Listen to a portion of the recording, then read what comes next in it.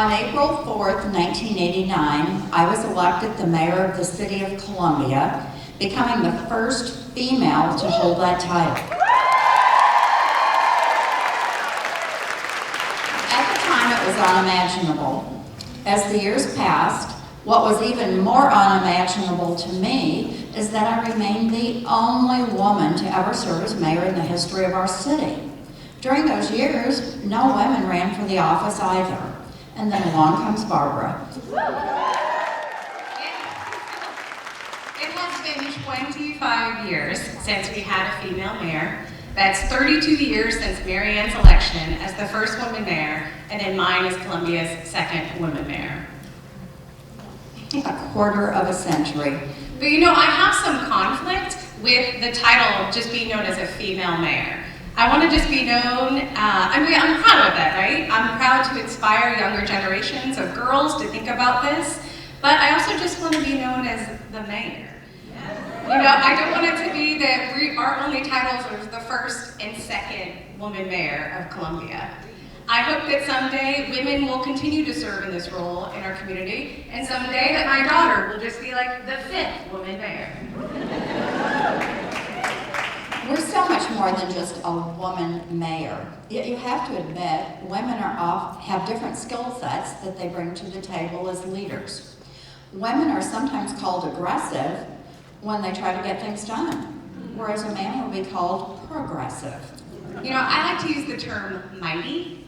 My grandmother, who I was named after, was just under 5 feet tall, and because of her personality, she was known as the Mighty Might. The date of my swearing in actually would have been her 119th birthday. So I like to think there's some significance there. Soon after taking office, I worked to bring all interested parties to the table as we revisited a prior council decision.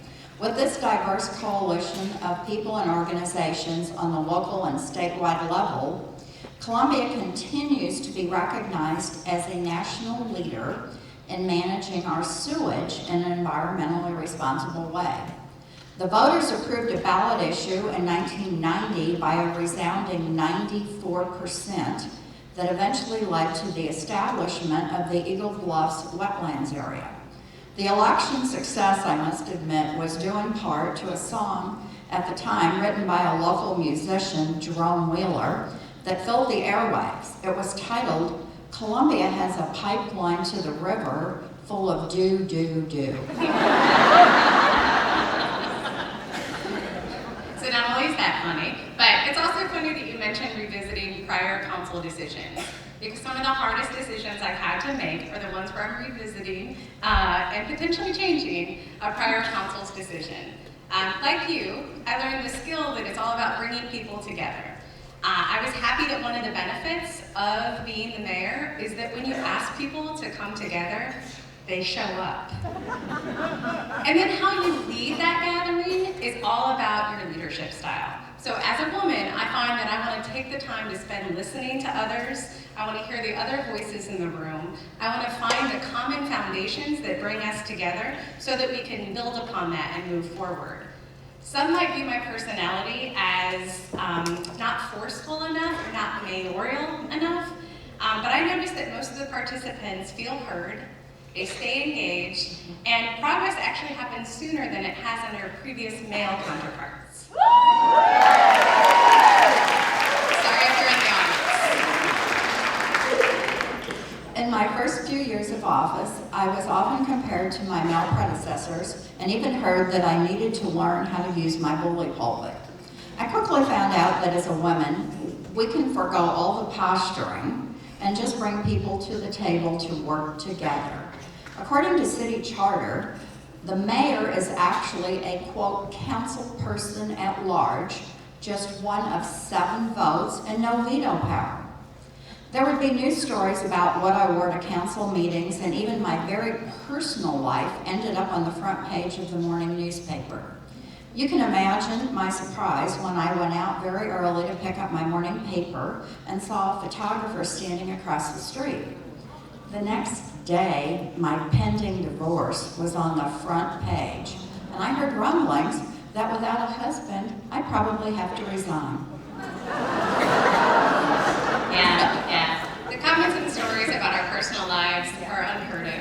I remember hearing during the campaign concerns that how would I be able to do it all? How could I be a mother, a wife, and a mayor?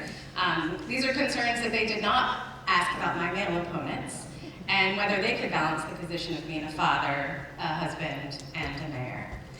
And don't even get me started on comments about our appearances. Besides the usual, I look really young, even though Mayor Quint Lucas in Kansas City is 4 years younger than me, and his vibrancy was part of his campaign. Or how I dye my bangs purple, as if the color of my hair is directly tied to my brain's capacity to govern. It's really a shame that in this day and age, our appearances and the way that we choose to express ourselves defines who we are and what kind of people or leader we will be. It's sad indeed that women continue in this day to be judged differently, oftentimes more harshly than men, especially by their appearance and not their leadership capability. I recall hearing comments that at age 39, when I was first elected, I was perhaps too young to step into this role, and as a female, obviously, I was going to be emotional and I needed more experience.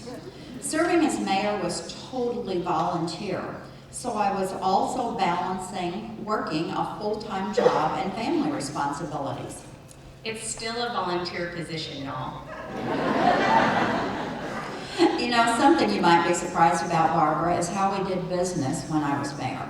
There were no cell phones. The phone number for the mayor was the office at City Hall or my home phone number, and there were no emails or texts. Okay, I would actually really, really love this. Having no email would be great. The email address for the mayor has been the same email address for all mayors as soon as email started. So I spent the first month of this position unsubscribing from all kinds of newsletters. Everything from economic development in Miami Beach, Florida, to the Golf Channel.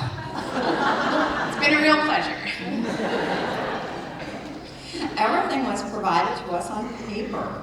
Every single council memo and attachment from staff were printed and hand-delivered to our homes on the Thursday evening prior to the Monday council meeting. At budget time, it literally took a pickup truck to bring us the delivery. Okay, so my environmentalist heart is beating right now with the idea of that. It is crazy to think, though, that we have all this technology, and yet the job is still exactly the same, and it hasn't gotten easier. It's just crazy how it's evolved. I watch you having to deal with comments on Facebook, and I have flashbacks to Trib Talk and the Columbia Daily Tribune and KFRU's morning meeting.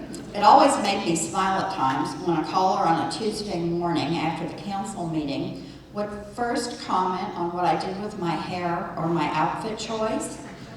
And I'm like, what about the real issues? Yeah, social media was great when it was just me showing pictures of my kids to my family near and far. But allowing just anyone to post whatever they want, true or not, that's not necessarily helping out society today. Because there are real issues that we need to be addressing, and yet I find my time putting out a lot of fires from issues that aren't even real. I have to say, some things never change. I had to deal with taking away trash pickup here in Columbia twice per week and implementing only once per week with your trash going into black bags and your recyclables into the blue bag. I couldn't come up here without talking about trash. You know, I never knew that trash was going to be the lightning rod issue that it is. Though I guess to go back, one perk about social media is there are things like the Como Raccoons Against Roll Cards Facebook page, which is just awesome. I am thankful that we have an engaged community, though there are times that I wish that they would just let us adopt the best practices that other communities have been doing for years, like wheelie bins.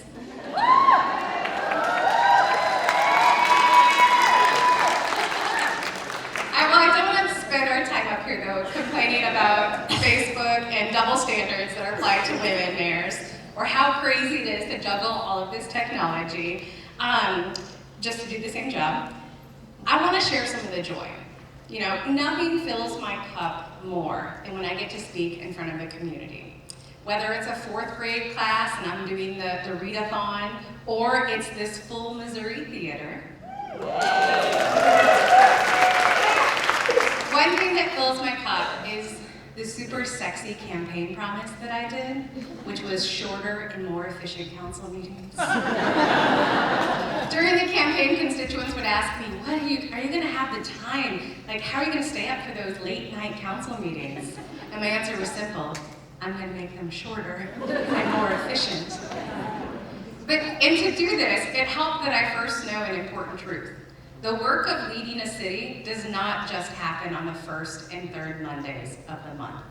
It happens in the daily work of the professionals who work on staff. It helps in the relationships between the city manager and the city council and the mayor. And it helps in the relationships between community members with one another and their elected officials. Because it's collaboration and caring for one another that helps us get things done. And it's how we make meetings shorter and more efficient, which I'm happy to say we have experienced over the last year since my election. People still stop and ask me, didn't you used to be mayor? And then I have to remember that we began televising council meetings just as I joined the council in 1985. I've come to realize that a lot of people actually tune in and watch the meetings. When they ask what it was like, I tell them it was a great experience. But then I quickly respond, it is not the late night meetings that I miss, but the amazing and compassionate citizens I met over the many years who wanted to truly make a difference in our community.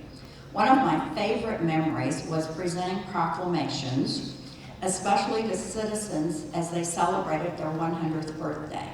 One lady with a big smile commented that she never thought she'd live to see a female elected in her lifetime.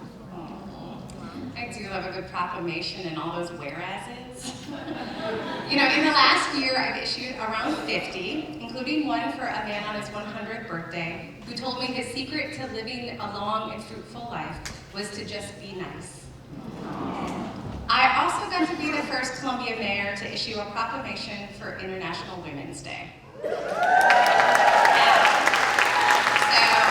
March 8th as a day to celebrate the collective power of women, past, present, and future, and a day to uphold women's achievements, recognize challenges, focus greater attention on women's rights and gender equality, encourage and mobilize all people to do their part to bring around positive change. We sometimes have to look to the past as we look to the future. Looking to the future and that of the city of Columbia in the year 2000, I appointed a task force in the early 1990s to envision and then implement a plan for the future as we entered the new century.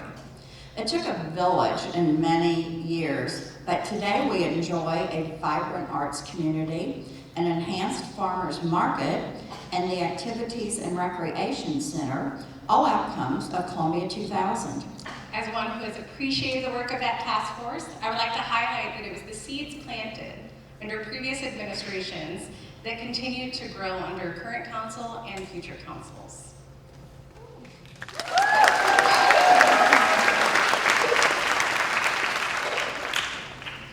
After being involved in a very serious car accident this past December, I am so grateful to God, my family, friends, and my incredible medical team who made it possible for me to be able to stand here before you this evening. I must admit, as I recovered, I had to seriously ask myself what my future would look like. Barbara often used the phrase, "Love where you live, serve where you love," during her election campaign. I quickly came to realize she truly embodies the spirit of servant leadership.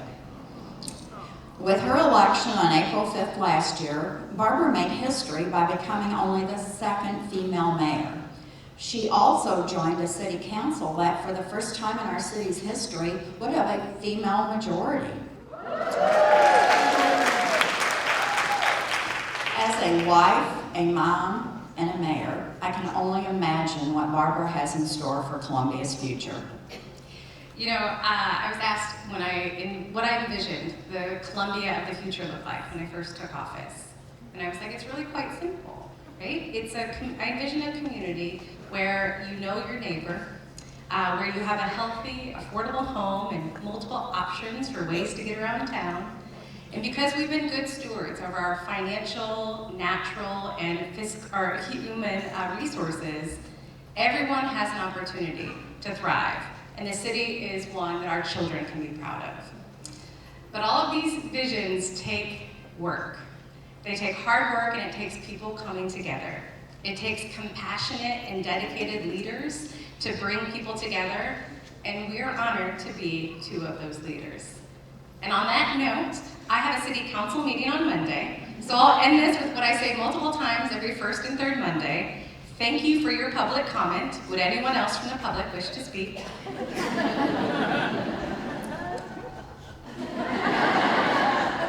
Seeing no one, the Madam Mayors declare this session adjourned.